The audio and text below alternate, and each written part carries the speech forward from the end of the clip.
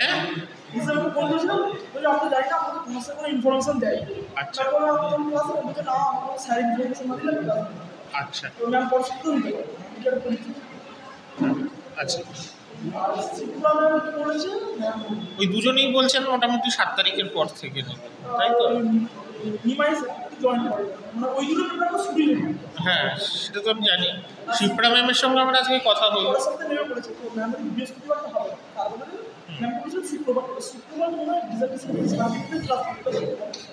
কোনটা? তোমাদের যদি শুক্রবারই একটাই ক্লাস থাকে আর ক্লাস না থাকে?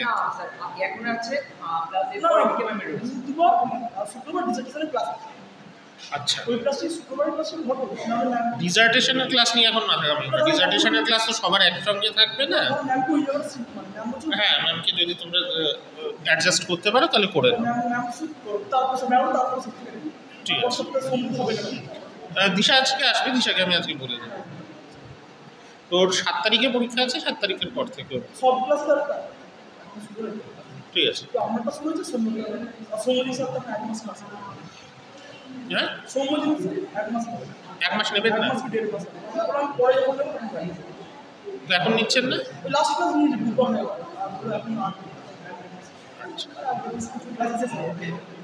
হ্যাঁ সেটাই। কত তো কতটা পড়িয়েছেন?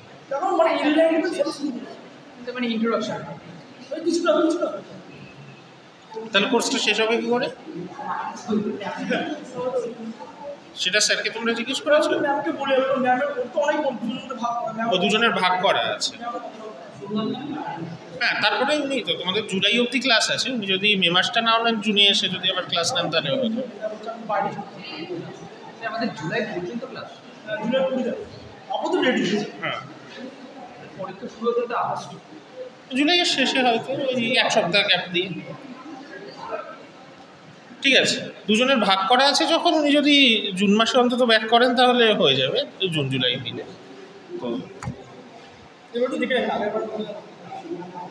না না আমি দেখে রাখলে হবে না, তোমাদেরও দেখতে হবে, মানে টাইমে বলতে হবে যদি না হয়।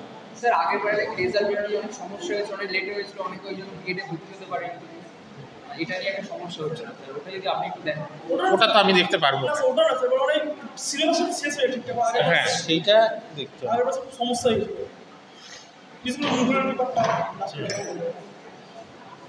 আমরা যখন আর কি রেজাল্টের ব্যাপারে বলি তখন ওনারা বলে যে তোমাদের স্যার আমাদেরকে এখন পর্যন্ত পাঠান না, এরকম মাঝে না সেটা ওনারা বললেই তো সেই জিনিসটা হলো না। এরকম বললে তোমরা জিজ্ঞেস করো কোন স্যার পাঠান পার্টিকুলার। হ্যাঁ তো কারণ ফালতু কথা বলেন ওটা কোনো। এবার রেজাল্ট দেখো আমাদের হচ্ছে খাতা দেখা পর্যন্ত, তারপরে তো বাইরের একটা এজেন্সি রেজাল্ট প্রিপেয়ার করে, ওরা জিনিসপত্র পাঠায়, এই জিনিসগুলো আর আমাদের কিছু করার থাকে না সেটা। আচ্ছা ঠিক আছে। তো আগের ক্লাসে আমি যে ভাগবত ধর্ম বা বৈষ্ণব ধর্মের কথা বলছিলাম,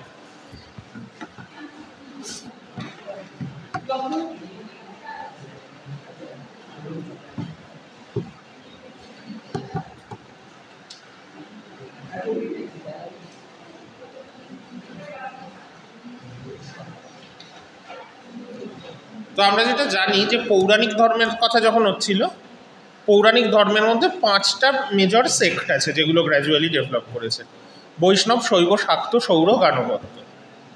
এই প্রত্যেকটা সেক্টেই কিন্তু ভক্তির কথা বলা হয়েছে। প্রত্যেকটা আলাদা আলাদা করে ধরে ধরে আলোচনা করছি না, বৈষ্ণব ধর্মটাই মেনলি ডিটেলে আলোচনা করেছি, বৈষ্ণব ভাগবত ধর্ম। এই 5টা সেক্টের মধ্যে ভক্তি কাল্টের ডেভেলপমেন্টের দিক থেকে সব থেকে গুরুত্বপূর্ণ দুটো হচ্ছে বৈষ্ণব আর শৈব। যে আর্লি মিডিয়েভেল ভক্তি আমরা যখন দেখব যে নায়ানার এবং আলোয়ারদের কথা, তখন বৈষ্ণব এবং শৈব এই দুটো ভক্তিই সব থেকে বেশি ডেভেলপ করেছে। তাই এই দুটোই আমরা বেসিক্যালি আলোচনা করছি। কিন্তু বাকি যে 3টে শাক্ত, সৌর এবং গাণপত্য, এদের মধ্যেও কিন্তু ভক্তি আইডিওলজির কথা আছে। কিন্তু যেটা দেখার যে ধরো সৌর ভক্তি কাল্ট হিসাবে খুব একটা গ্রো করে, যে সূর্যের ভক্তদের একটা বিশাল সম্প্রদায় তৈরি হচ্ছে গোটা দেশে, এরকম দেখা যাচ্ছে না। গানবাদ্য ভক্তি আছে, কিন্তু মূলত আঞ্চলিকভাবে। মহারাষ্ট্রে আর তার আশেপাশে অঞ্চলে গণেশ একজন মেজর ভক্তি ফিগার। সিমিলারলি শাক্ত ভক্তি মূলত ইস্টার্ন ইন্ডিয়ায়, বেঙ্গল, আসাম এই অঞ্চলগুলোয় কিছুটা শাক্ত ভক্তি ডেভেলপ করেছে। শাক্ত উপাসনা কিন্তু বাকি দেশেও আছে, এই জায়গাগুলোয় বেশি হলেও বাকি দেশে নেই সেটা নয়, কিন্তু ইভেন বেঙ্গল, আসামেও এবং অন্যান্য অঞ্চলেও শাক্ত ধর্মের মধ্যে তন্ত্রের প্রভাব অনেক বেশি ভক্তি কেন্দ্রিক শাক্ত ধর্মের থেকে। একমাত্র বলতে গেলে ওই যেটা বললাম যে বেঙ্গল এবং বেঙ্গলের অ্যাডজাসেন্ট রিজিয়নে তান্ত্রিক শাক্ত ধর্মের পাশাপাশি শাক্ত ধর্মকে কেন্দ্র করে ভক্তিরও একটা বিকাশ দেখা গেছে, কিন্তু ক্রোনোলজিক্যালি সেটা অনেক পরে। অর্থাৎ তান্ত্রিক শাক্ত ধর্মের বিকাশ অনেক আগে ঘটছে, কিন্তু শাক্ত ধর্মকেন্দ্রিক যে ভক্তির বিকাশ এটা বেঙ্গলের শাক্ত ধর্মে দেখা যাচ্ছে যখন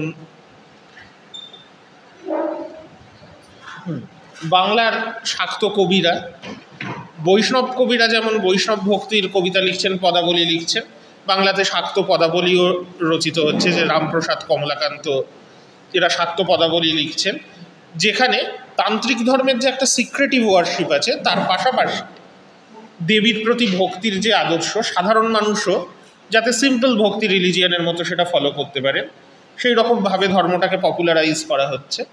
সেটা আরও ব্যাপকভাবে বেঙ্গলে বিকাশ লাভ করেছে যখন কলোনিয়াল পিরিয়ডে রামকৃষ্ণের একটা বিশাল পপুলারিটি তৈরি হয়েছে। কিন্তু এগুলো সবই বুঝতে পারছে লেট মিডিয়েভেল বা মডার্ন পিরিয়ডের ডেভেলপমেন্ট। আর্লি মিডিয়েভেল পিরিয়ডের ভক্তি আন্দোলন যদি আমরা দেখি তাহলে বৈষ্ণব এবং শৈব এই দুটো ভক্তি কিন্তু অনেক বেশি গুরুত্বপূর্ণ ছিল। তো এই দুটোই সেই জন্য আমি একটু ডিটেলে আলোচনা করছি। শাক্ত ভক্তির কথাও সামান্য বলবো, কারণ পরে যে শাক্ত ভক্তি মুভমেন্ট ডেভেলপ করেছে কিভাবে করেছে তার কিছু উপাদান অবশ্যই প্রাচীন শাক্ত ধর্মের মধ্যে আছে, সেই কথাগুলোতেও আসার দরকার। এখন আমরা এটাও দেখেছি যে ভক্তি আন্দোলনে যে টার্মগুলো ব্যবহার হয়েছে, ভক্ত, ভগবান, ভক্তি, এগুলো ভাগবত ধর্মের থেকে এসছে। কিন্তু শৈব ধর্ম ভাগবত ধর্মের প্রায় প্যারালালি ডেভেলপ করা আর একটা মেজর ধর্ম, যেটাও পরে একটা প্রধান পৌরাণিক ধর্ম হয়ে যাচ্ছে। তো যেটা আমরা ভাগবত বৈষ্ণব ধর্মের ক্ষেত্রেও দেখছিলাম যে আগে ধারণা ছিল পুরাণ রচনা হওয়ার পর এই ধর্মটা তৈরি হচ্ছে, কিন্তু এখন আমরা প্রচুর এভিডেন্স পেয়েছি যাতে দেখা যাচ্ছে পুরাণ রচনা শুরু হওয়ার অনেক আগের থেকে ভাগবত বৈষ্ণব ধর্মের কিছু কিছু এলিমেন্ট ছিল, এবং এটা একটা ধর্ম মতের অর্গানাইজড ফর্ম মোটামুটি পেয়ে গেছে অন্তত 2nd century 1st century BC থেকে। এরকম এক্সাম্পল আমরা পাচ্ছি অ্যাকচুয়ালি ভাগবত ধর্ম লিমিটেড ফর্মে তারও আগে 5th century 4th century BC থেকে আমরা অন্তত বাসুদেব কৃষ্ণের যে কাল্ট তার নিদর্শন পাচ্ছি। একই জিনিস আমরা শৈব ধর্মের ক্ষেত্রেও দেখতে পাই, যে শৈব পুরাণগুলো রচিত হওয়ার অনেক আগের থেকে শৈব ধর্মের কিছু কিছু উল্লেখ কিন্তু এখন পাওয়া যাচ্ছে, এবং ভাগবত ধর্মের মতো অত প্রাচীন না হলেও প্রায় তার কাছাকাছিটাই। অ্যাটলিস্ট অ্যারাউন্ড ওই 2nd সেঞ্চুরি বিসি শৈব ওয়ার্শিপ যে পপুলার হয়ে যাচ্ছে সেটাও কিন্তু আমরা দেখতে পাচ্ছি। কারণ এই 2nd সেঞ্চুরি 1st সেঞ্চুরি বিসিতে, বা কেউ কেউ বলছেন তার আরেকটু আগে, maybe 3rd century 2nd century বিসির অনেক রাজার কয়েনে কিন্তু শিবের প্রতিকৃতি দেখা যাচ্ছে, এবং শিবের সঙ্গে শিবের বাহন নন্দী বা ষাঁড়ের প্রতিকৃতি, শিবের প্রতীক ত্রিশূলের প্রতিকৃতি, বা শিবকে যে ফর্মে উপাসনা করা হয় লিঙ্গ তার প্রতিকৃতি।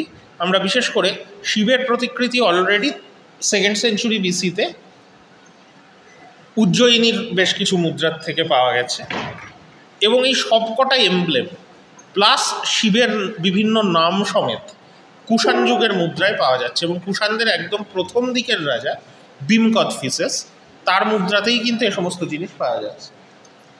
তো ফলে মৌর্য পরবর্তী যুগে অলরেডি শৈব ধর্ম একটা সেপারেট ধর্ম হিসাবে যে তৈরি হয়ে যাচ্ছে তার নিদর্শন আছে, এবং অলরেডি মৌর্য পরবর্তী যুগ থেকেই এই ধর্মের সঙ্গে ভক্তির একটা কানেকশান আছে। সেটাও বোঝা যাচ্ছে। কিভাবে বোঝা যাচ্ছে?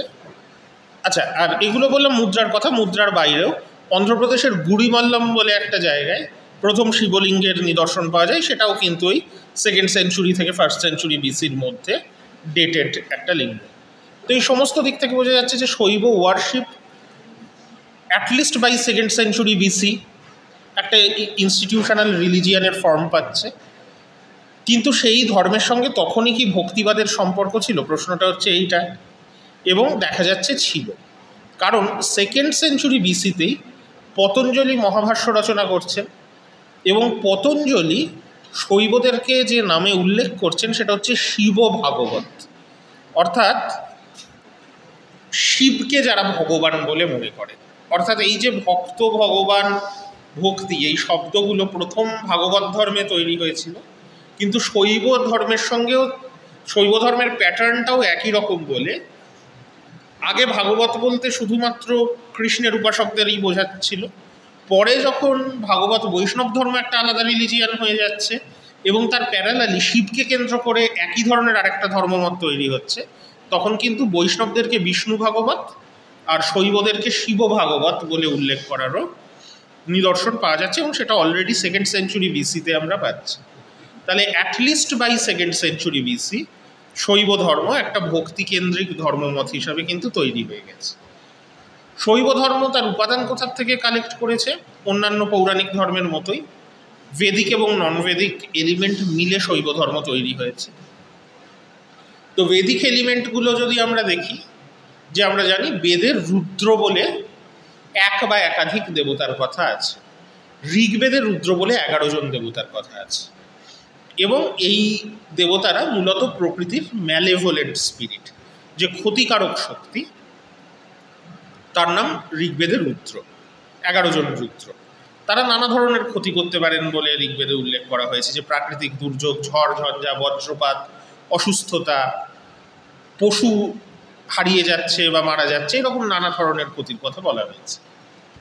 তো ঋগ্বেদে প্রকৃতির এই ক্ষতিকারক শক্তিগুলোকে রুদ্র বলা হয়েছে, কিন্তু অলরেডি পরবর্তী বৈদিক যুগ থেকে রুদ্রের ধারণা একটু বদলাতে শুরু করেছে। কারণ যখনই কোনো ম্যালেভোলেন্ট ফোর্সের কথা বলা হয়, তাহলে রুদ্রের উদ্দেশ্যে মন্ত্র রচনা করা হচ্ছে রুদ্র যাতে ক্ষতি না করে। এখান থেকেই একটা রিয়ালাইজেশনে এসে মানুষ পৌঁছয় যে তাহলে যে শক্তিগুলো ক্ষতি করছে তারাই সন্তুষ্ট থাকলে ক্ষতি করবে না, এবং ক্ষতি না হওয়া মানে ভালো হওয়া, মঙ্গল হওয়া। তাহলে প্রকৃতির ক্ষতিকারক শক্তিকে কি আলাদা করে দেখা যায় না? একই শক্তি রেগে গেলে ক্ষতি করছে, রেগে না গেলে ভালো করছে। তাহলে প্রকৃতির যে শুভ এবং অশুভ শক্তি, এ দুটো কি আলাদা শক্তি না একই শক্তির দুটো দিক? এই দ্বিতীয় আইডিয়াটাই কিন্তু একেশ্বরবাদের ডেভেলপমেন্টে অনেকটা প্রভাব ফেলেছে। এবং তখনই প্রথমত একটা ডেভেলপমেন্ট হচ্ছে এই যে 11 জন রুদ্র আলাদা আলাদা ছিলেন, এদেরকে একই রুদ্রের বিভিন্ন রূপ বলে অলরেডি দেখা শুরু হয়ে গেছে লেটার বেদিক এজের বিভিন্ন টেক্সটে। এবং কোনো কোনো পরের দিকের উপনিষদে গিয়ে যখন ঈশ্বরকে শুধু নিরাকার নির্গুণ ব্রহ্ম হিসাবে নয়, ঈশ্বরের একটা সগুণ রূপ থাকতে পারে বলে মনে করা হচ্ছে, শ্বেতাশ্বতর উপনিষদ বা মৈত্রায়ণী উপনিষদ, তখন এই রুদ্রের যে বিভিন্ন নাম সেগুলোকে ঈশ্বরের নাম হিসাবে ব্যবহার করা হয়েছে। যেমন কঠোপনিষদে বিষ্ণুর নামকেই ঈশ্বরের নাম হিসাবে ব্যবহার করা হয়েছে, শ্বেতাশ্বতর এবং মৈত্রায়ণী উপনিষদে রুদ্রের বিভিন্ন নামকে কিন্তু ঈশ্বরের নাম হিসাবে ব্যবহার করা হয়েছে এবং এই বিভিন্ন নামের মধ্যে শিব নামটাও আছে। তাহলে শিব নামটা, রুদ্র নামটা তো বটেই, শিব নামটাও কিন্তু বৈদিক ধর্মের থেকেই, বৈদিক টেক্সট থেকেই এসছে। কিন্তু তার সঙ্গে অবশ্যই নন বেদিক এলিমেন্টের একটা সংমিশ্রণ ঘটেছে। তো এই নন বেদিক যে দেবতা, শৈব ধর্মের ক্ষেত্রে যে নন বেদিক কাল্টগুলোর সংমিশ্রণ ঘটেছে সেগুলো আরও প্রাচীন, বৈদিক ধর্মের থেকেও সম্ভবত প্রাচীন। কারণ এই বেদে রুদ্রের কথা আছে, পরবর্তী বৈদিক সাহিত্যে শিবের কথা আছে, তো সেটা ঠিক। কিন্তু শৈব ধর্ম আমরা যেভাবে দেখি সেটা যে পুরোপুরি বৈদিক ধর্ম থেকে আসেনি, তার সবথেকে বড় প্রমাণ হচ্ছে লিঙ্গ উপাসনা, যেটা শৈব ধর্মের একটা অন্যতম প্রধান দিক। কিন্তু আমরা জানি বেদে লিঙ্গ উপাসনার নিন্দা করা হয়েছে, বেদের লিঙ্গ উপাসনাকে সাপোর্ট তো করা হয়নি। ঋগ্বেদে যারা লিঙ্গ উপাসনা করছেন তাদেরকে শিষ্ণদেব বলে উল্লেখ করা হয়েছে এবং এটা একটা বিকৃত ধর্মাচরণ বলে উল্লেখ করা হয়েছে। তাহলে এই লিঙ্গ উপাসনা বেদের আগের থেকে প্রচলিত ছিল, ঋগ্বেদের রচয়িতারা যেটাকে দেখতে পেয়েছেন। এটা কাদের মধ্যে প্রচলিত ছিল, কারা করতেন? আমরা দেখছি যে প্রিভেদিক রিলিজিয়ানে, হরপ্পান রিলিজিয়ানেও লিঙ্গের আকৃতির অনেক পাথর পাওয়া গেছে এবং লিঙ্গ উপাসনার স্পষ্ট প্রমাণ অন্য অনেক নিওলিথিক চ্যালকোলিথিক কালচারে, বিশেষ করে ঝোব এবং কুল্লি কালচারেও দেখা গেছে যে এটা এক ধরনের ফার্টিলিটি কাল্টে, পুরুষ ফার্টিলিটি দেবতার প্রতীক হিসাবে লিঙ্গ উপাসনা বা কোনো কোনো ক্ষেত্রে লিঙ্গ এবং যোনি যুগ্মভাবে উপাসনা, যেটা ঝোব কুল্লি কালচারে পাওয়া গেছে, তার নিদর্শন কিন্তু অলরেডি ছিল। এই যে পুরুষ ফার্টিলিটি দেবতা, তাকে শুধু লিঙ্গ ফর্মেই উপাসনা করা হতো না, তার আর কোনো রূপ ছিল, এটা নিয়ে ডাউট রয়েছে। কিন্তু অনেকে মনে করছেন যে হরপ্পান রিলিজিয়ানে একজন মেল গডের ধারণা ছিল এবং মহেঞ্জোদারোর থেকে পাওয়া সিলে যে একজন যোগীর মূর্তি পাওয়া যাচ্ছে যার 3টে মাথা, যার লিঙ্গ খুব প্রমিনেন্টভাবে দেখানো হচ্ছে এবং যাকে ঘিরে 5টা পশু আছে। জন মার্শাল, তোমরা সবাই জানো যে এই সিলটাকে পশুপতি সিল নাম দিয়েছিলেন, কারণ শিবের একটা নাম পশুপতি এবং শিবের সঙ্গে আইকনোগ্রাফিক মিল আছে এই সিলের যে ফিগার। জন মার্শালের মতটা পরবর্তীকালে অনেকেই সমালোচনা করেছেন, কারণ শিব নামটা আমরা জানি লেটার ভেদিক লিটারেচার থেকে আসছে, পশুপতি নামটাও পরবর্তীকালে আসছে।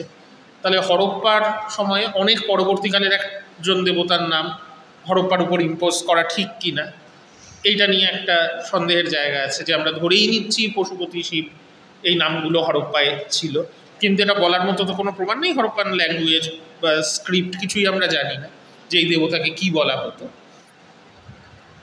শিরিন রত্নাকরের মতো কেউ কেউ বলছেন যে এই ফিগার যে অবশ্যই একটা পুরুষ ফিগার, এটাও প্রমাণিত নয়।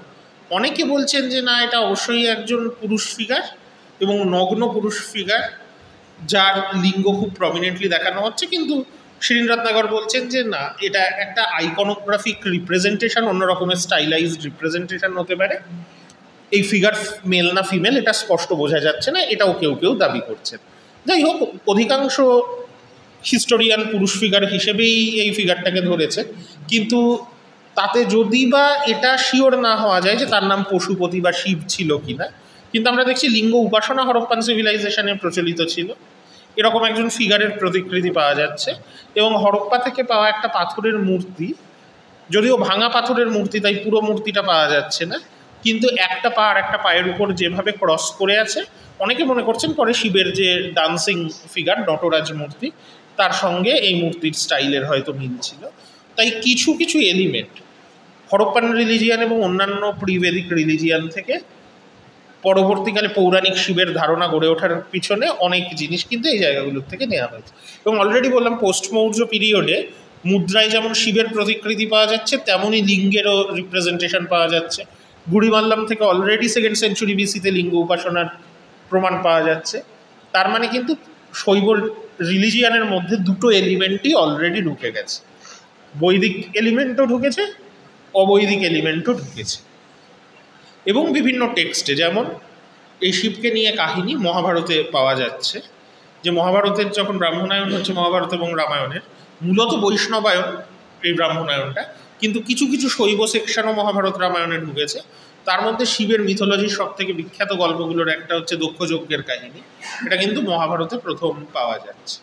এবং তার মানে সেই টাইমে এই গল্পের মধ্যে একটা ইন্ডিকেশান আছে যে শিবের উপাসনার মধ্যে কিন্তু খুব প্রমিনেন্ট নন বেদিক এলিমেন্ট আছে। কারণ দক্ষযজ্ঞের কাহিনীটা কি, যে দক্ষ প্রজাপতিরা বৈদিক ধর্মের যারা প্রতিষ্ঠাতা, তোমরা জানো যে প্রজাপতি লেটার বেদিকে যে সব থেকে ইম্পর্টেন্ট দেবতা।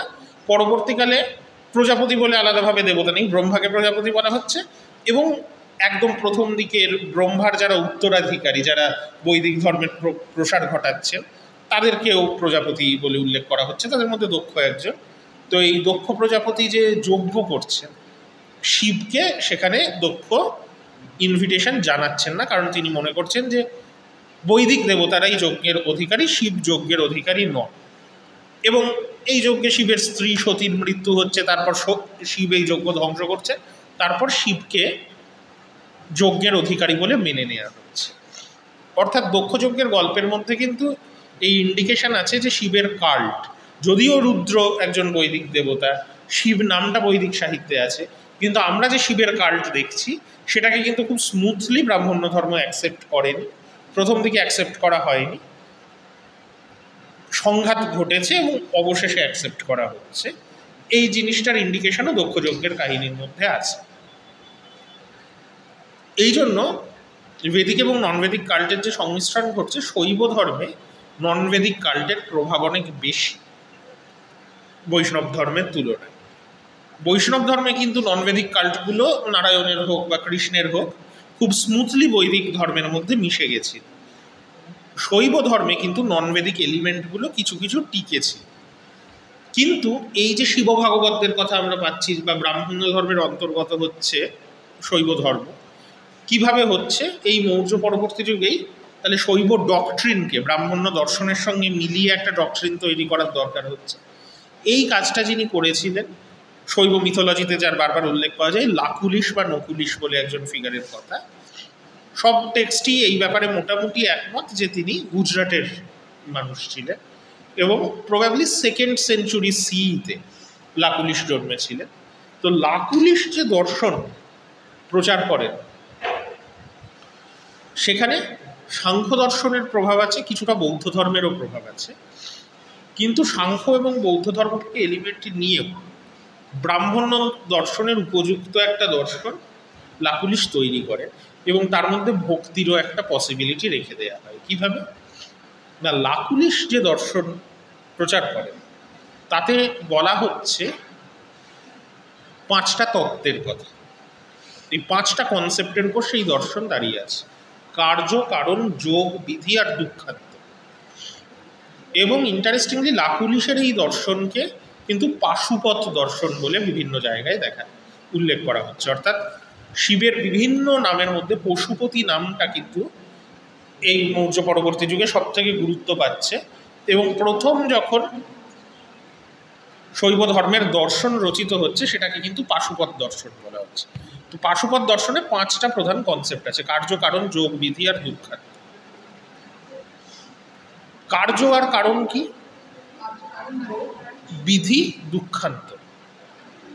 বলা হচ্ছে যে জগৎ যে সৃষ্টি করা হয়েছে, ঈশ্বর জগৎ সৃষ্টি করেছেন, এটা একটি ঈশ্বরবাদী দর্শন এবং ঈশ্বরকেই শিব বা পশুপতি বলা হচ্ছে। তাহলে তিনি হচ্ছেন জগতের কারণ, আর কারণের ফলে যা হয় সেটাকে বলা হয় কার্য। অর্থাৎ জগৎ ইনক্লুডিং জগতের বিভিন্ন প্রাণী, জীব, মানুষ, সবাই, এরা সবাই হচ্ছে কার্য। ঈশ্বর হচ্ছেন কারণ এবং সবাই হচ্ছে কার্য। এই যে কার্য জগৎ, এই কনসেপ্টটা সাংখ্য এবং বৌদ্ধ ধর্ম দুটোতেই আছে যে এই জগৎ দুঃখময়। এটা পাশুপত দর্শনও বলছে যে ঈশ্বর জগৎ সৃষ্টি করলেন, কিন্তু যে জগৎ সৃষ্টি করলেন সেটা দুঃখময়। কারণ মায়া, মায়ার কারণে। এটা বেদান্তের থেকে নেওয়া কনসেপ্ট। তো বেদান্ত, সাংখ্য, বুদ্ধিজম 3টে জায়গার থেকেই কিছু কিছু আইডিয়া লাকুলিশ নিয়েছেন এবং তার সঙ্গে ভক্তিকেও একটা জায়গা দিয়েছেন। কীভাবে? যে বৌদ্ধদের মতোই লাকুলিশ স্বীকার করছেন জগৎ দুঃখময়, বৌদ্ধরা আবার এটা সাংখ্য থেকে নিয়েছিল। তাহলে সাংখ্য এবং বৌদ্ধ ধর্মের মতো জগৎকে দুঃখময় মনে করা হচ্ছে, কিন্তু দুঃখের কারণ হিসাবে বলা হচ্ছে মায়ার কথা। অর্থাৎ বেদান্তের জায়গায় যাওয়া হচ্ছে, যেটা সাংখ্যে বা বৌদ্ধ ধর্মে নেই, যে জগতের কারণ ঈশ্বর এবং জগতের কারণ যেহেতু ঈশ্বর, ঈশ্বরের সঙ্গে এক হয়ে গেলে আর দুঃখের জায়গা নেই। কিন্তু তার আগে অবধি এই যে কার্যস্বরূপ জগৎ, সেখানে দুঃখ আছে, কারণ এখানে মায়া আছে। তাহলে যেটা সাংখ্য বলে না কিন্তু বেদান্ত বলে এবং বৌদ্ধ ধর্ম বলে, বৌদ্ধ ধর্মের যেটা লক্ষ্য ছিল দুঃখান্ত, 5 নম্বর তত্ত্ব হিসাবে পাশুপত্রও বলছে দুঃখান্ত, যে দুঃখের শেষ করা যায়, অর্থাৎ জগৎ থেকে মুক্তি পাওয়া যায়। কিন্তু কিভাবে পাওয়া যায় সেইখানেই বেদান্তের বা বৌদ্ধ ধর্মের থেকে আলাদা হয়ে গিয়ে, বিশেষ করে বৌদ্ধ ধর্মের থেকে 3য় আর 4র্থ তত্ত্বের কথা লাকুলিশ বলছেন, যোগ আর বিধি। যোগ প্রাচীন ননবেদিক কাল থেকে আসছে, যে দেহকে নিয়ন্ত্রণ করতে পারলে কারণ এই যে জগৎ সৃষ্টি করেছেন ঈশ্বর, যে উপাদান দিয়ে তৈরি করেছেন, দেহ সেই উপাদান দিয়ে তৈরি, তাই দেহর মধ্যেই মিনিয়েচারে জগতের সব কিছু আছে। দেহকে নিয়ন্ত্রণ করতে পারলেই অলৌকিক ক্ষমতা লাভ করা যেতে পারে, কিন্তু অলৌকিক ক্ষমতা লাভ করলেই কিন্তু মুক্তি হচ্ছে না, দুঃখান্ত হচ্ছে না। প্রচুর শক্তি, অলৌকিক পাওয়ার একজন পেতে পারে যোগের মাধ্যমে। তাহলে যোগের সাথে একটা চতুর্থ জিনিসের দরকার হচ্ছে, সেটা হচ্ছে বিধি। এই বিধিটা কি? ঈশ্বর যেহেতু কারণ, তাহলে এইখানেই ভক্তির কথা আসছে, যে ভক্তির মাধ্যমে ঈশ্বরকে সন্তুষ্ট না করলে কিন্তু মুক্তি লাভ হচ্ছে। যোগের মাধ্যমে শুধু মুক্তি লাভ হবে না, বা বেদান্ত যেটা বলবে জ্ঞানের মাধ্যমেও শুধু মুক্তি লাভ হবে না, ঈশ্বরকে সন্তুষ্ট করতে হবে। এইখানেই ভক্তির কথা আসছে। এবং সন্তুষ্ট করার জন্য পাশুপতরা নানা আচার আচরণের কথা বলছেন, যেগুলো অনেক কিছু নন বেদিক কাল্ট থেকেও নেওয়া। তার মধ্যে গায়ে ছাই মাখা, ছাইয়ের উপর শুয়ে থাকা, নাচ গান, বিভিন্ন রকমের শব্দ করা, এগুলোর কথা বলা হচ্ছে। প্লাস লাকুলিশ বলছেন যে শিবের যারা প্রকৃত ভক্ত, তারা এমন আচরণ করবে, যে অদ্ভুত অদ্ভুত আচরণ করবে, যেটা দেখে সাধারণ মানুষ তাদের বোকা কিংবা পাগল বলে ভাববে। অ্যাকচুয়ালি এটা হচ্ছে জগৎ থেকে একটা ডিট্যাচমেন্ট তৈরির ব্যাপার, যে সাধারণ মানুষ তাহলে তাদেরকে আর সাংসারিক ব্যাপারে জড়াবে না, এবং তারা নিজেদের মতো এই শিবের ভক্তির অনুশীলন করে মুক্তির দিকে এগিয়ে যাবে। এইরকম একটা জায়গা লাকুলিশ বলছে। অর্থাৎ অ্যাকচুয়ালি লাকুলিশ যেটা করছেন, যে এই যে শিবের পুজো বা ক্রিয়াকাণ্ড, এরও একটা জায়গা রাখছেন, যোগ অভ্যাসেরও একটা জায়গা রাখছেন। আবার এই যে বলছেন যে সমাজ মানবে না এরা আচার আচরণ করা, তাহলে নন ব্রাহ্মণিক ফার্টিলিটি কাল্টসের রিচুয়ালগুলোও কেউ করতে পারে শৈব হলে, সেই জায়গাটাও উনি ওপেন রাখছেন। কিন্তু উনি বলছেন যে এই আচরণ যারা করছে সত্যি সত্যি এটা করবে বলে করে না, তারা সমাজের থেকে নিজেদের আলাদা করে নেওয়ার জন্য এটা করে। এই কারণে শৈব ধর্মের মধ্যে কিন্তু একদিকে যখন পুরাণ রচিত হয়েছে, পৌরাণিক শৈব ধর্ম তৈরি হয়েছে, কিন্তু শৈব ধর্মের মধ্যে কিন্তু নন ব্রাহ্মণিক্যাল ফার্টিলিটি কাল্টের এলিমেন্টও থেকে গেছে। যেমন পাশুপতরা থেকেছেন, তেমনই কিন্তু কাপালিক এবং কালামুখ বলে তান্ত্রিক শৈবদেরও আমরা উল্লেখ পাচ্ছি, যারা ব্রাহ্মণিক্যাল রিচুয়াল মানেন না, যারা বর্ণজাতি ব্যবস্থা মানেন না। বিশেষ করে কাপালিকরা সবাই পইতে পড়তেন, তারা মনে করতেন শিবের ভক্ত হওয়া মাত্রই প্রত্যেকেই ব্রাহ্মণ হয়ে যাচ্ছেন, আর কোনো বর্ণজাতি স্ট্যাটাস ম্যাটার করেন। এবং তারা কিন্তু মূলত তান্ত্রিক রিচুয়াল প্র্যাকটিস করতেন, শ্মশানে থাকতেন। কাপালিক নামটা এসছে কপাল বা মাথার খুলি থেকে, যে এরা যে শুধু ছাই মাখতেন তা নয়, যে পোশাক পরিচ্ছদ পরতেন বা গয়নাগাটি পরতেন, সেগুলো বেশিরভাগই মৃতদেহের হাড় থেকে তৈরি। এরা খাবার এবং পানীয় খেতেন মৃতের মাথার খুলির থেকে, এবং পানীয় বলতে মদ্যপান করা এদের ধর্মাচরণের একটা অংশ। পৌরাণিক শৈবরা বা মেন স্ট্রিম শৈব ধর্মেও আস্তে আস্তে ভায়োলেন্সের গুরুত্ব কমছে, কিন্তু কাপালিকরা কিন্তু বলি দিতেন, এমনকি নরবলিও দিতেন। এবং যেহেতু তান্ত্রিক রিচুয়াল, রক্ত এবং মাংস দুটোই বলি দেওয়ার উদাহরণ আছে। কালামুখরা কাপালিকদের থেকেও এক্সট্রিম একটা সেক্ট, তাই কালামুখরা ওই বলির নরমাংস খেতেন বা মৃতদেহের মাংস খেতেন, এরকমও উল্লেখ আছে। সাধারণ কাপালিকরা সেটা করতেন না। কিন্তু এদের নিয়ে আমরা ডিটেলে আলোচনা করব না, কারণ এগুলো ভক্তি কাল্ট নয়, এগুলো সব হচ্ছে তান্ত্রিক কাল্ট। কিন্তু ভক্তি কাল্ট হিসাবেও শৈব ধর্মের অনুশীলনের একটা সুযোগ অলরেডি লাকুলিশ তৈরি করে দিয়েছিলেন। এবং শিব ভক্তির কিন্তু বিকাশ ক্রমশ গুপ্ত এবং গুপ্ত পরবর্তী যুগে ঘটতে থাকে। তার মধ্যে আমরা দেখেছি যে দক্ষিণ ভারতীয় ভক্তির কথা যদি আমরা বলি, সেখানে দুজন প্রধান দেবতার, একজন যেমন ছিলেন মায়ন, আর একজন ছিলেন সেওন বা মুরুকন। এই সেওন বা মুরুকন দক্ষিণ ভারতের দেবতা, একজন ফার্টিলিটি দেবতা, পুরুষ দেবতা, একই সাথে ফার্টিলিটির এবং যুদ্ধের দেবতা। এই মুরুকনের উপাসনা কিন্তু আস্তে আস্তে নর্থ ইন্ডিয়াতেও পপুলার হতে থাকে, এবং নর্থ ইন্ডিয়ায় স্কন্দ, কার্তিক ইত্যাদি নামে তার উপাসনা হতে থাকে। এবং গ্র্যাজুয়ালি কার্তিকের কাল্টকে শৈবরা অ্যাবজর্ব করে নেন, যেটা আমরা দেখতে পাই বিশেষ করে গুপ্ত যুগে। কালিদাস যখন কুমার সম্ভব নাটক কাব্য লিখছেন, কুমার সম্ভব কাব্যে আমরা দেখতে পাই কার্তিকের জন্মের একটা কাহিনী তৈরি করা হচ্ছে। এই কাহিনী মহাভারতেও ছিল, মহাভারতে অন্যভাবে ছিল, শিবের সঙ্গে সম্পর্ক ছিল না। যে মহাভারতে অগ্নি আর সাহার সন্তান হিসাবে স্কন্দকে দেখানো হচ্ছে, কিন্তু কালিদাস কুমার সম্ভবে যে গল্পটা দেখাচ্ছেন সেখানে বলা হচ্ছে যে তারকাসুর বলে একজন অসুরকে বধ করার জন্য, যে তারকাসুরের বর ছিল যে ছোট বাচ্চা ছাড়া কেউ তাকে মারতে পারবে না, কিন্তু অত বড় একজন বীরকে কোনো ছোট বাচ্চা কীভাবেই বা মারবে। তাই মনে করা হচ্ছে শিব এবং শক্তি তারাই যেহেতু পৃথিবীর আদি শক্তি ইউনিভার্সের, তাদের মিলনে যার জন্ম হবে, তাদের মিলনেই গোটা বিশ্বব্রহ্মাণ্ডের সৃষ্টি হয়েছে, তাহলে তাদের মিলনে যার জন্ম হবে তার মধ্যে সেই রকমই শক্তি থাকবে, সেরকম সন্তান জন্মাতে পারবে। কিন্তু অলরেডি দক্ষযজ্ঞের কাহিনী আছে যে শিবের স্ত্রী ছিলেন সতী, যিনি দেবীর অংশে জন্মেছিলেন, কিন্তু তিনি দেহত্যাগ করার পর শিব সন্ন্যাসী হয়ে গেছেন এবং তপস্যা করছেন। তো শিবকে আবার সংসারে ফিরিয়ে আনতে হবে। কি করে ফিরিয়ে আনা হবে? প্রথমে দেবীকে তুষ্ট করা হচ্ছে, দেবী আবার অবতার নিচ্ছেন, যে হিমালয়ের কন্যা পার্বতী হিসাবে জন্ম নিচ্ছেন। কিন্তু তারপরে পার্বতীকে কি করে শিব বিয়ে করবেন, শিবকে আবার কি করে বিয়েতে রাজি করানো যাবে? প্রথমে ভাবা হচ্ছে যে শিবকে পার্বতীর প্রতি আকৃষ্ট করা হবে। এবার প্রেমের বা কামনার বা আকর্ষণের দেবতা হচ্ছেন মদন বা কামদেব। তিনি নানা রকমভাবে শিবের ধ্যান ভাঙিয়ে পার্বতীর প্রতি আকৃষ্ট করার চেষ্টা করছেন। তার কোনো ইম্প্যাক্ট শিবের উপর পড়ছে না। শিব উল্টে, শিবের যখন ধ্যান ভঙ্গ করা হচ্ছে, শিব রেগে গিয়ে মদনকে ভস্ম করে দিচ্ছে। তখন পার্বতী বুঝতে পারছেন শিবকে এইভাবে আকৃষ্ট করা যাবে না, শিবকে তপস্যার মাধ্যমেই সন্তুষ্ট করতে হবে। এবং পার্বতী তপস্যা করছেন দীর্ঘ, যে তপস্যায় সন্তুষ্ট হয়ে শিব পার্বতীকে বর দিতে আসছেন এবং অবশেষে শিব পার্বতীর বিবাহ হচ্ছে। এটা হচ্ছে কুমার সম্ভব কাব্য। তো এই কাহিনী কিন্তু জনপ্রিয় হয়ে যায় এবং পরে শিব পুরাণ যখন রচিত হয় তাতেও কার্তিকের জন্মের এই কাহিনী গৃহীত হয়েছে। তো অফকোর্স এই কাহিনীর পিছনে পাশুপত দর্শনের যে তত্ত্ব, সেখান থেকে কিছু এলিমেন্ট কালিদাস নিয়েছে। যে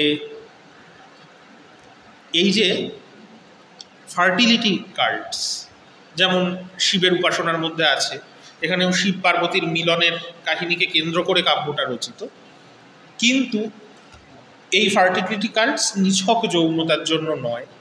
এই যে পাশুপত তত্ত্ব বলছে যে শৈবরা সেই আচরণ করবেন যেটা সংসারে স্বীকৃত নয়, কেন? সংসার থেকে আলাদা হওয়ার জন্য। অর্থাৎ তাদের মধ্যে অলরেডি সংসারের প্রতি বৈরাগ্য জন্মে গেছে, ডিট্যাচমেন্ট জন্মে গেছে। এইটা প্রাথমিক শর্ত শিব ভক্ত হওয়ার। শিবের মধ্যেও কালিদাস এই এলিমেন্টটা দেখাচ্ছে, যে কালিদাস দেখাচ্ছে যে মদন বা কামদেব, যিনি কামনা বাসনার দেবতা, শিব তখনই একটা যৌন জীবনে আবার প্রবেশ করছেন যার আগে কিন্তু কামনা ব্যাপারটাকেই তিনি ভস্ম করে দিচ্ছেন। অর্থাৎ কামনাকে জয় না করতে পারলে কিন্তু শৈব উপাসনায় ঢোকা যাবে না। কামনাকে জয় করতে হচ্ছে এবং তারপরে পার্বতীকে তপস্যা করতে হচ্ছে। এই যে যোগ এবং বিধির মাধ্যমে শিবকে তুষ্ট করতে হচ্ছে, তবেই দুঃখান্ত ঘটছে। এই যে কার্তিকের জন্ম হচ্ছে, কার্তিক তারকাসুরকে হত্যা করছেন, তারকাসুরের কারণে যে দুঃখ হচ্ছিল সেটার একটা অবসান ঘটছে। এই তত্ত্বটাকেই কালিদাস একটা কাহিনীর রূপ দিয়েছেন। কিন্তু সেই কাহিনীর মাধ্যমে কিন্তু স্কন্দ বা কার্তিককে শিবের পুত্র হিসাবে শৈব ধর্মের আওতায় নিয়ে আসা হচ্ছে এবং গ্র্যাজুয়ালি কার্তিকের সেপারেট কাল্ট আস্তে আস্তে হারিয়ে গেছে, সেটা শৈব ধর্মেই অ্যাবজর্ব হয়ে গেছে। কিন্তু কার্তিকের কাল্টে যে খুব স্ট্রং ভক্তির এলিমেন্ট ছিল, সেইটা শৈব ধর্মের মধ্যেও ঢুকে যাচ্ছে। এবং আমরা দেখছি যে দক্ষিণ ভারতে বিশেষ করে যে ভক্তি আন্দোলন গড়ে উঠছে, সেখানে শৈব ধর্মেরই সব থেকে বেশি প্রাধান্য। বৈষ্ণবরাও আছেন, যে নায়ানাররা শৈব এবং আলোয়াররা বৈষ্ণব আমরা জানি, কিন্তু মনে রাখা দরকার 63 জন নায়ানার আর 12 জন মাত্র আলোয়ার দক্ষিণ ভারতে ছিলেন বলা হচ্ছে। অর্থাৎ দক্ষিণ ভারতের ভক্তি মুভমেন্টে কিন্তু শৈব ধর্মের প্রভাব অনেক বেশি বৈষ্ণব ধর্মের থেকে। তো এই যে শৈব ভক্তির ব্যাপক বিকাশ ঘটছে, তখন শৈব ধর্মের মধ্যে আরও প্রয়োজনীয়তা দেখা দিচ্ছে যে ভক্তিকেই কেন্দ্র করে শৈব ধর্মের একটা তত্ত্ব তৈরি করা। সেই তত্ত্ব আস্তে আস্তে আর্লি মিডিয়েভাল পিরিয়ডে তৈরি হচ্ছে। যে টেক্সটগুলো রচিত হচ্ছে এগুলোকে বলা হয় শৈব সিদ্ধান্ত। তাই পৌরাণিক শৈব ধর্ম, ভক্তিমূলক পৌরাণিক শৈব ধর্মকে বলা হয় সৈদ্ধান্তিক শৈব ধর্ম। অর্থাৎ শৈবদের মধ্যে 4টে প্রধান ভাগ দেখা যায়। পাশুপত, যারা পুরনো, যাদের লকুলিশ যে আইডিওলজি তৈরি করেছিলেন তার ফলোয়ার। শৈব সৈদ্ধান্তিক, যারা সম্পূর্ণ ভক্তিকেন্দ্রিক শৈব ধর্মে বিশ্বাসী। কাপালিক এবং কালামুখ। এই শৈব সৈদ্ধান্তিক ধর্ম আরও সরলীকৃত করেছে শৈব ফিলোসফিকে, এবং এদের তত্ত্বকে বলা হয় তিনটে জিনিস। যে পাশুপত ধর্মে ছিল 5টা, শৈব সৈদ্ধান্তিক ধর্মে 3টে জিনিসের উপর গুরুত্ব দেওয়া হয়। বলা হয় পশু, পতি এবং পাশ। যে এই যে কার্যকারণের কথা বলা হচ্ছিল, ঈশ্বর এবং মানুষ, এদেরকে বলা হচ্ছে পশু এবং পতি। মানুষ বা যে কোনো জীব হচ্ছে পশু, আর ঈশ্বর হচ্ছেন তাদের স্রষ্টা এবং নিয়ন্ত্রক, পতি। এই তত্ত্ব বেদান্ত দর্শনের ব্যাখ্যা থেকে, কিন্তু বেদান্তের সগুণ ঈশ্বরের ব্যাখ্যা। এই যে শ্বেতাশ্বতর উপনিষদে সগুণ ঈশ্বরকে শিব বলা হচ্ছিল, অনেকটা সেইখান থেকে আইডিয়া নেয়া যে ঈশ্বর সব কিছুর স্রষ্টা, কিন্তু মায়ার কারণে ঈশ্বরের সঙ্গে মানুষ তার একাত্মতা বুঝতে পারে না। এই মায়াকেই বলা হচ্ছে পাশ। এই পাশ মানুষকে সংসারে আবদ্ধ করে রাখে। পাশকে অতিক্রম করতে হবে ভক্তির মাধ্যমে এবং ঈশ্বরের সঙ্গে এক হয়ে যেতে হবে। এই বেসিক তত্ত্ব যেটা শৈব সিদ্ধান্তে আছে, এটা এবারে শৈব সিদ্ধান্তের বিভিন্ন ধারা আছে, এক দল দার্শনিক এক রকমভাবে ব্যাখ্যা করার চেষ্টা করেছে। শৈব ভক্তিতেও এই ধারা সব থেকে পপুলার। যেমন অনেক ক্ষেত্রে কাপালিকরাও এই 3টে তত্ত্ব পশুপতি পাশ এই আইডিয়াটা নিয়েছেন। কাপালিক কালামুখের বাইরেও যে তান্ত্রিক শৈব ধর্ম, তোমরা জানো যে কাশ্মীরের সৈদ্ধান্তিক শৈব ধর্ম, যার উপর তন্ত্রের একটা বিশাল প্রভাব ছিল, তারাও কিন্তু নিজেদেরকে এই কনসেপ্টের ফলোয়ার মনে করতেন, যে পশুপতি পাশ এই 3টে তত্ত্ব তারাও নিয়েছেন। কিন্তু কিভাবে শিবের উপাসনা করা হবে সেখানে তারা তন্ত্রের একটা জায়গা দিয়েছে। আবার একদম পৌরাণিক পদ্ধতিতে শিবের উপাসনা করা, সেইভাবেও শৈব ধর্মের একটা সেক্ট, তাদেরকে বলা হতো মত্তময়ূর। এই সেক্টের মত্তময়ূর, এই মত্তময়ূরদের উল্লেখ বিভিন্ন ইনস্ক্রিপশনে পাওয়া গেছে। তাদের একটা বিখ্যাত মঠ ছিল গোলগী মঠ বলে, বারাণসীতে। তো এই তোমরা জানো যে পৌরাণিক শৈব ধর্মের প্রধান কেন্দ্র ছিল বারাণসী বা কাশী। এই রকম বিভিন্ন জায়গায় কিন্তু শৈব ধর্মের বিকাশ ঘটেছে। তাহলে শৈব ধর্মেও একটা ভক্তি এলিমেন্ট ছিল, তবে সেটা সব থেকে বেশি ফ্লারিশ করেছিল সাউথ ইন্ডিয়ায়, নায়ানারদের মধ্যে, যেটা আমরা পরের ক্লাসে আলোচনা করব। তো এই হচ্ছে শৈব ধর্মের সঙ্গে ভক্তির সম্পর্ক। এর পাশাপাশি শাক্ত ধর্মের সঙ্গে শৈব ধর্মের গোড়ার থেকেই একটা সম্পর্ক আছে। কারণ যে ননভেদিক ফার্টিলিটি কাল্ট শৈব ধর্মে ঢুকেছে, তাতে তো দেবীরও একটা জায়গা আছে। এই যে তান্ত্রিক শৈব ধর্ম কাশ্মীরের কথা আমরা বলছি, সেখানেও আমরা দেখছি দেবীর একটা গুরুত্ব আছে। শাক্ত ধর্মের শৈব ধর্মের তত্ত্বেও দেবীর কথা থাকে, শাক্ত ধর্মের তত্ত্বেও শিবের কথা সাধারণত থাকে।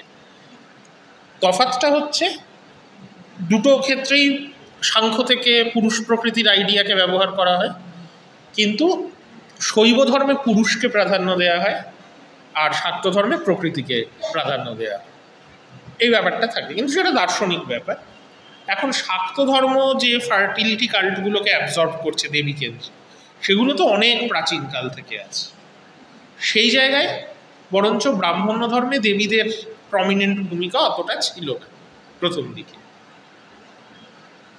কিন্তু গোড়ার থেকেই ব্রাহ্মণ্য ধর্ম যখনই দেবী উপাসনাকে জায়গা দিতে শুরু করেছে, গোড়ার থেকেই তার মধ্যে একটা ভক্তি এলিমেন্টের সম্ভাবনা কিন্তু আছে। যেমন আমরা ঋগ্বেদের দশম মণ্ডলে দেখেছি যে অম্ভিনী বলে একজন নারী, তিনি এই মন্ত্রটা রচনা করছেন, যেখানে দেবী, এখানে দেবীর প্রধান পরিচয় হচ্ছে বাক। বাক অর্থাৎ শব্দ, ভাষা। বলা হচ্ছে যে সমস্ত দেবতার প্রতিভূ হচ্ছে বাক, কারণ বাক যেহেতু ভাষার দেবতা, সব দেবতাকেই ইনভোক করা হয় মন্ত্র রচনা করে। তাহলে ভাষা না থাকলে মন্ত্র থাকবে না, কোনো দেবতারই স্তুতি করা যাবে না। যে কোনো দেবতাকেই আমরা জানি ভাষার মাধ্যমে, তাই বাককেই সমস্ত দেবতার মূল শক্তি বলা হচ্ছে। যে বাকই রুদ্র, মরুত, ইন্দ্র, অগ্নি, বরুণ সমস্ত দেবতাই আসলে বাক। কিন্তু এই মন্ত্রটার যে একটা ইন্টারেস্টিং দিক, সেটা হচ্ছে অম্ভৃণী বাকের স্তুতি করছেন এরকম নয়, অম্ভৃণী নিজেকেই বাক বলে মন্ত্রটা রচনা করছেন। অর্থাৎ যে দেবতার উপাসনা করছেন তার সঙ্গে নিজেকে এক করে দেখছেন। এটা কিন্তু কোনো পুরুষ দেবতার ক্ষেত্রে বেদে এরকম কোনো নিদর্শন নেই, একমাত্র দেবীর ক্ষেত্রেই এই ব্যাপারটা হচ্ছে। তো হয়তো দেবী উপাসনার যে প্রচলিত ধারা সেখানে এইরকম কোনো ধারণা ছিল যে ফার্টিলিটি কাল্টের যে ফার্টিলিটির শক্তি সমস্ত নারীর মধ্যেই আছে, অর্থাৎ সব নারীর মধ্যেই দেবীর অংশ আছে, এই ধারণাটার প্রতিফলন কিন্তু আমরা অলরেডি এখানে দেখছি। কিন্তু দেবী উপাসনা বৈদিক ধর্মে খুবই মার্জিনাল একটা ব্যাপার, খুব প্রমিনেন্ট ব্যাপার নয়। কোথাও কোথাও দেবীর উল্লেখ আছে, কোনো কোনো জায়গায় যেমন কেন উপনিষদে উমা হৈমবতী বলে একজন দেবীর কথা পাওয়া যাচ্ছে, কিন্তু সেই দেবীকে ব্রহ্মের অধীন একটা শক্তি। সাধারণত মায়া প্রকৃতিকে, সাংখ্যের যে প্রকৃতি, বেদান্তে তাকে মায়া বলেই দেখা হচ্ছে। সাংখ্যে প্রকৃতি অনেক বেশি প্রমিনেন্ট, পুরুষ প্রকৃতি মিলে সব কিছু হয়। বেদান্তে শুধু ব্রহ্মকেই প্রাধান্য দেওয়া হয় এবং প্রকৃতির বদলে বলা হচ্ছে মায়া। মায়া জগৎ যে চালাচ্ছে সেটা একটা বিভ্রম। সাংখ্যের মতো পুরুষের ইকুয়াল আর একটা প্রিন্সিপাল নয়। কোনো কোনো উপনিষদ এইটুকু জায়গা দিচ্ছে যে মায়া বলে আমরা যাকে বুঝছি সেই আবার হেল্প করতে পারে এই মায়া কাটিয়ে উঠতে। সেইখানে ওই উমা হৈমবতী নামটা ইন্টারেস্টিং, কারণ উমার সঙ্গে হৈমবতী কথাটা আছে, অর্থাৎ হিমালয় পার্বত্য অঞ্চলের কোনো দেবীর নাম থেকে নামটা নেওয়া হয়েছে বলে মনে। কিন্তু সাধারণভাবে দেবী উপাসনা ব্রাহ্মণ্য ধর্মের মেন স্ট্রিমে ছিল না। মহাভারতে বা হরিবংশে আমরা দেবী উপাসনার উল্লেখ পাই অনেক জায়গাতেই, কিন্তু সর্বত্রই বলা হচ্ছে দেবীকে বিভিন্ন উপজাতির মানুষেরা। বারবার বলা হয়েছে হিমালয় এবং বিন্ধ্য পর্বতের পার্বত্য উপজাতিরা এবং কিরাত, নিষাদ, শবর, পুলিন্দ এই অরণ্য উপজাতিরা দেবীর উপাসনা করেন। এবং ফার্টিলিটি কাল্টের মতোই বলা হচ্ছে মদ, মাংস, এইসবের বলি অর্থাৎ রক্ত, এইসবের মাধ্যমে দেবীর উপাসনা করা হয়। তাহলে দেবী উপাসনার একটা প্যারালাল ধারা ছিল এবং সেখানে হয়তো উপাসকদের সঙ্গে দেবীর একটা পার্সোনাল রিলেশনশিপের আইডিয়া ছিল। তাই যখন পৌরাণিক ব্রাহ্মণ্য ধর্ম দেবী উপাসনাকে স্বীকৃতি দেবে ঠিক করল, তোমরা জানো যে মার্কণ্ডেয় পুরাণে দেবী মাহাত্ম্য বলে একটা অংশে প্রথম পৌরাণিক ধর্ম দেবী উপাসনাকে স্বীকৃতি দিচ্ছে। সেখানে দেবীর কাহিনী তৈরি হচ্ছে, 3টে কাহিনী, মধুকৈটব বধের কাহিনী, মহিষাসুর বধের কাহিনী এবং শুম্ভ নিশুম্ভ বধের কাহিনী এখানে আছে। দেবী মাহাত্ম্য নিয়ে আগে আলোচনা করেছি, সেভাবে ডিটেলে যাচ্ছি না, গল্পগুলো তোমরা জানো এবং গল্পগুলো নানা রকম সূত্র থেকে নেওয়া। যেমন মধুকৈটব বধ আসলে বিষ্ণুর একটা কাহিনী ছিল, এখানে দেখানো হচ্ছে যে বিষ্ণুরও নিয়ন্ত্রক শক্তি হচ্ছেন যোগমায়া বা দেবী। মহিষাসুরকে বধ মহাভারতে বলা হয়েছিল কার্তিক করেছেন, কিন্তু এখানে দেখানো হচ্ছে দেবী করেছেন, যার পিছনে হয়তো প্রিভেদিক কাল্টের একটা প্রভাব থাকতে পারে। কারণ আমরা দেখেছি যে মহিষের শিঙের মতো আকৃতির জিনিস হরপ্পা থেকেও পাওয়া যাচ্ছে। তাহলে যে মেল ফিগারকে অনেকে পশুপতি শিব বলছেন, অনেকে উল্টোটাও বলেছেন যে হয়তো বাফেলো সেন্ট্রিক একটা কাল্ট ছিল আর দেবী সেন্ট্রিক একটা কাল্ট ছিল হরপ্পায়, এবং দেবীর কাল্ট এই বাফেলো ওয়ারশিপারদের পরাস্ত করে। এটাও একটা সম্ভাবনা যেখান থেকে মহিষাসুর বধের কাহিনী এসে থাকতে পারে। একেবারে হাইপোথিসিসের কোনো প্রত্যক্ষ প্রমাণ নেই, কিন্তু যেটা আছে যে দেবী উপাসনায় যে বলি দেয়া হতো তাতে মহিষ বলি দেওয়ার কিন্তু প্রচলন ছিল। মহিষাসুর বধের কাহিনী তৈরি হওয়ার অনেক আগে, অন্তত 1st সেঞ্চুরি বিসিতে রাজস্থানের নাগর থেকে দেবীর একটা রিপ্রেজেন্টেশন পাওয়া যায়, যেখানে একটা মাথা কাটা মহিষ দেবীর পায়ের কাছে আছে এবং দেবীকে মহিষমর্দিনী রূপে গুপ্ত যুগে যে উদয়গিরি কেভ হয় সেখানে দেবীর মহিষমর্দিনী মূর্তি আছে। তো এই জিনিসগুলো এসছে মহিষাসুর বধের কাহিনীতে। আর শুম্ভ নিশুম্ভ বধের কাহিনী ওই বিন্ধ্য অঞ্চলের যে দেবী বিন্ধ্যবাসী তার কাহিনী। এই গল্পগুলোকে মার্কণ্ডেয় পুরাণ একই দেবীর বিভিন্ন রূপের কাহিনী হিসাবে নিয়েছে এবং মার্কণ্ডেয় পুরাণ যে তত্ত্ব তৈরি করেছে সেখানে দেবীকে আদিশক্তি, পরমা প্রকৃতি, মহামায়া অর্থাৎ তন্ত্রের শক্তি, সাংখ্যর প্রকৃতি এবং বেদান্তের মায়া, 3টে নামই দেবীর জন্য নেওয়া হয়েছে। কিন্তু ওই সাংখ্যর যে প্রকৃতি প্রধান ব্যাখ্যা, দেবী কেন্দ্রিক একটা ফিলোসফি তৈরি করা হয়েছে। সেখানে ফার্টিলিটিরও উল্লেখ আছে এবং বিভিন্ন দেবীকে অ্যাবজর্ব করা হয়েছে। এই যে মাতৃকা কাল্টগুলো ছিল তাদেরকে যেমন দেখানো হয়েছে যে শুম্ভ নিশুম্ভ বধের সময় দেবীর দেহ থেকে 7 জন মাতৃকার সৃষ্টি হচ্ছে। মাতৃকার সংখ্যা বিভিন্ন জায়গায়, কোথাও 7, কোথাও 8, কোথাও 9, নানা রকম পাওয়া যায়। কিন্তু এই সব মাতৃকাকে তাহলে একই দেবীর ফর্ম এবং তাদেরকে পৌরাণিক বা বৈদিক বিভিন্ন দেবতার ইকুইভ্যালেন্ট হিসাবে দেখানো হয়েছে, যে ব্রহ্মাণী, মাহেশ্বরী, বৈষ্ণবী, কৌমারী, বিষ্ণুর যে দুটো অবতার গুপ্ত যুগে খুব পপুলার ছিল, বরাহ নৃসিংহ, সেখানে বারাহী, নারসিংহী এরকম, এবং দেবীর যে ইন্ডিপেন্ডেন্ট ফর্ম চামুন্ডা, যে নামটাই সম্ভবত নন সাংস্কৃতিক জায়গার থেকে এসছে, তাকেও একজন মাতৃকা হিসাবে দেখানো হচ্ছে। মাতৃকারা ছাড়াও বিভিন্ন লোকাল দেবীকে অ্যাবজর্ব করা হচ্ছে, কারণ দেবী বলছেন যে আমি বিভিন্ন রূপে বিভিন্ন জায়গায় জন্মাবো। সেখানে অনেক লোকাল দেবীর নাম কিন্তু এখানে আছে, যার মধ্যে ফার্টিলিটি দেবীরাও আছেন, যেমন শাকম্ভরী, ভ্রামরী, তেমনি অন্য নানা জায়গার নানা লোকাল দেবী, ভীমা, রক্তদন্তিকা, এইরকম বিভিন্ন দেবীকে কিন্তু দেবীর ফর্ম হিসাবে অ্যাবজর্ব করা হয়েছে। এবং এমন একটা তত্ত্ব দাঁড় করানো হয়েছে যে কোনো দেবী, এমনকি যে কোনো নারী এই আদি শক্তির রূপ। এগুলো তো হয়েছে, কিন্তু ইন্টারেস্টিং হচ্ছে দেবী মাহাত্ম্যের গল্পটা কীভাবে তৈরি হয়েছে। তার একটা ফ্রেম স্টোরি আছে, যে সুরথ বলে একজন রাজা এবং সমাধি বলে একজন ব্যবসায়ী। সুরথ তার মন্ত্রী এবং কর্মচারীদের দ্বারা বিট্রেড হয়ে নিজের রাজ্য ছেড়ে পালিয়ে এসছেন। সমাধিকে তার স্ত্রী এবং পরিবারের লোকেরা, স্ত্রী এবং সন্তানেরা তাকে বিট্রে করে তার সম্পত্তি নিয়ে তাকে তাড়িয়ে দিয়েছেন। তা সত্ত্বেও সুরথের বারবার নিজের রাজ্যের কথা মনে পড়ছে, সমাধির বারবার নিজের পরিবারের কথা মনে পড়ছে। এর থেকেই এদের প্রশ্ন জন্মাচ্ছে এই মায়া কেন। এবং মেধস বলে একজন মুনি বলছেন, যাকে মায়া ভাবছো সেই হচ্ছে মহামায়া, সেই হচ্ছে আদিশক্তি বলে তো দেবীর এই যে দেবী মাহাত্ম্য, সেটা মেধা বলছেন। কিন্তু গল্প বলার শেষে কি হচ্ছে, সুরথ এবং সমাধি দেবীর উপাসনা করবেন ঠিক করছে। তারা দেবীর মূর্তি বানিয়ে দেবীর উপাসনা করছে এবং তাদের ভক্তিতে সন্তুষ্ট হয়ে দেবী এসে তাদেরকে বর দিচ্ছে।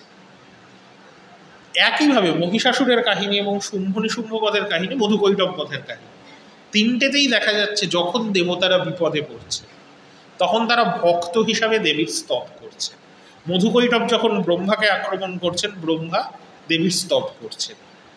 মহিষাসুর বধের ক্ষেত্রে ডাইরেক্ট স্তবের উল্লেখ নেই, বলা হচ্ছে যে দেবতারা খুব বিপদে পড়ে শিবের কাছে গেছেন এবং প্রথমে শিবের মুখ থেকে তার তেজ বেরিয়ে এলো অন্যান্য দেবতাদের তেজ মিলিয়ে, কিন্তু যখন মহিষাসুর বধ হল তারপর দেবতারা মিলে দেবীর স্তব করছে। আবার শুম্ভ নিশুম্ভর কাছে হেরে যখন স্বর্গ থেকে দেবতারা বিতাড়িত হচ্ছেন, তারা দেবীর স্তব করছেন এবং তখন পার্বতীর দেহ থেকে দেবী আবার বেরিয়ে আসছেন। তাহলে দেবী উপাসনায় যেমন ফার্টিলিটি কাল্ট, তান্ত্রিক ওয়ার্শিপের জায়গা আছে, প্যারালালি কিন্তু খুব স্ট্রংলি দেবী মাহাত্ম্য কিন্তু অন্ততপক্ষে ভক্তিকেই দেবী উপাসনার প্রধান মাধ্যম বলছে। যে দেবতারাও, এমনকি সাধারণ দেবতারা না, ব্রহ্মা বা বিষ্ণুর মতো দেবতারাও ভক্তির মাধ্যমেই দেবীকে সন্তুষ্ট করে, তবেই দেবী তাদের জন্য অসুর বধ করতে আসে।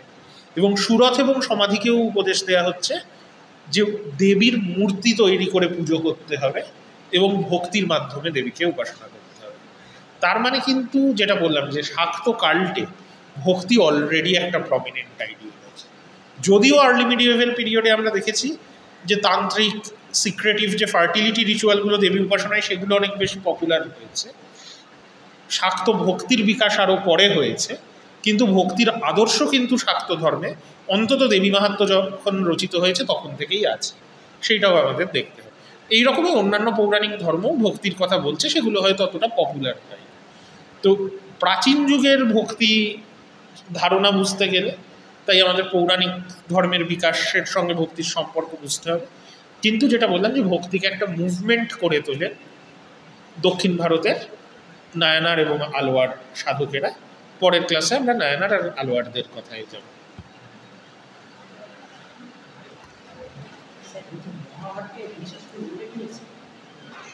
হ্যাঁ, যতদূর মনে হচ্ছে আছে। ওই যে মানে অগ্নি আর সাহার সন্তান হিসাবে যে কার্তিকের জন্মের কাহিনী, যতদূর আমার মনে পড়ছে ওখানে মহিষাসুর বধের কথাই আছে।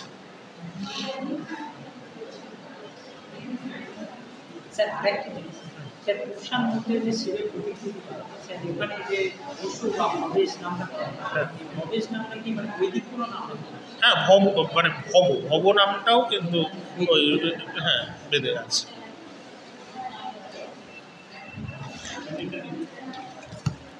হ্যাঁ দাও পেন।